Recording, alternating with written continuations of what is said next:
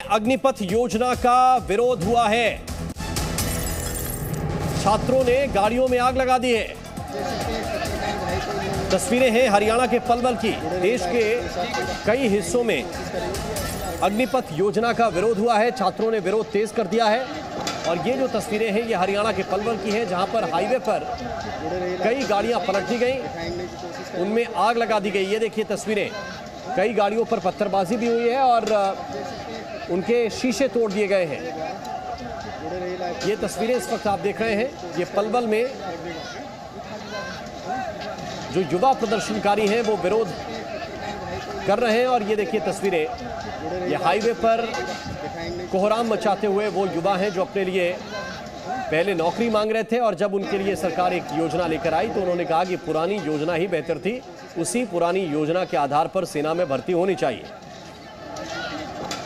तो बिहार के कई हिस्सों में इससे पहले प्रदर्शन हो चुका है, मध्य प्रदेश से भी कुछ ऐसी तस्वीरें सामने आ चुकी हैं, लेकिन ये जो तस्वीरें हैं ये हरियाणा के पलवल की हैं, जहां पर उग्र प्रदर्शन हो रहा है। और ये प्रदर्शन लोगों के लिए मुसीबत का सबब भी बन रहा है, क्योंकि सड़क पर जो है जाम भी लगाया जा रहा है, वाहनों में तोड़फोड़ भी की जा रही है और कुछ वाहनों को तो पलट दिया गया और उनमें आग भी लगा दी गई।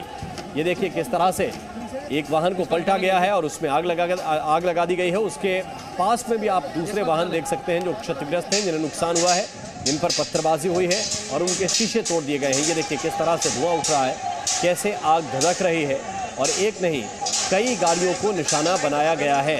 और ये राहगीरों के लिए, आम मुसाफिरों के लिए भी मुसीबत का सबब है। हैरानी की बात यह है कि जिस सेना में सबसे महत्वपूर्ण अनुशासन होता है, डिसिप्लिन होता है, और जिस सेना में भर्ती की चाहत इन युवाओं की है, उसकी पहली प्राथमिकता यानी अनुशासन ही ये बनाकर रखना नहीं चाहते। पुलिस अधिकारियों का कहना है कि ऐसी घटनाओं की वीडियोग्राफी हो रही है, चिन्हित किया जा रहा है जो उपद्रवी हैं, जो इस तरह की घटनाओं को अंजाम दे रहे हैं, कानून अपने हाथ में ले रहे हैं और उनको भविष्य में जिस चीज़ का सपना वो देख रहे हैं सेना में भर्ती का, अगर वीडियोग्राफी में उनका चेहरा आता है, अगर उनके खिलाफ FIR होती है तो फिर उन्हें भविष्य में नौकरी पाना बहुत कठिन और बहुत मुश्किल हो जाएगा। इसलिए महत्वपूर्ण ये है कि अनुशासन बनाकर रखा जाए।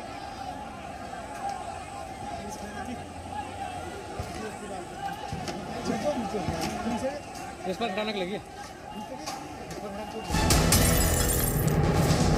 और इस वक्त ये बड़ी खबर भी है कि बिहार में भी अग्निपथ योजना का विरोध तेज होता जा रहा है।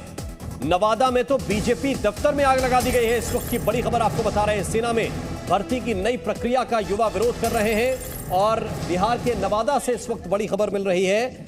नवादा में बीजेपी के दफ्तर में तोड़फोड़ हुई है। ये देखिए तस्वीरें इस वक्त आपके सामने हैं और बीजेपी दफ्तर में आगजनी भी हुई है, आग लगा दी गई है।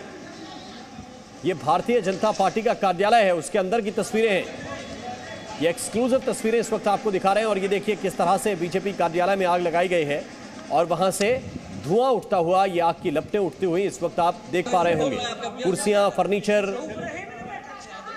जो भी यहां पर था वो नेस्त नाबूद कर दिया गया है, तोड़ दिया गया है।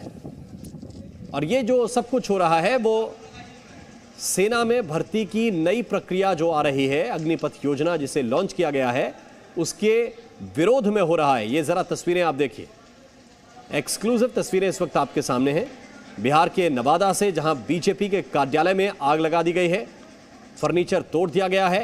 यानी कि एक बड़ा हमला इस दफ्तर के अंदर किया गया है।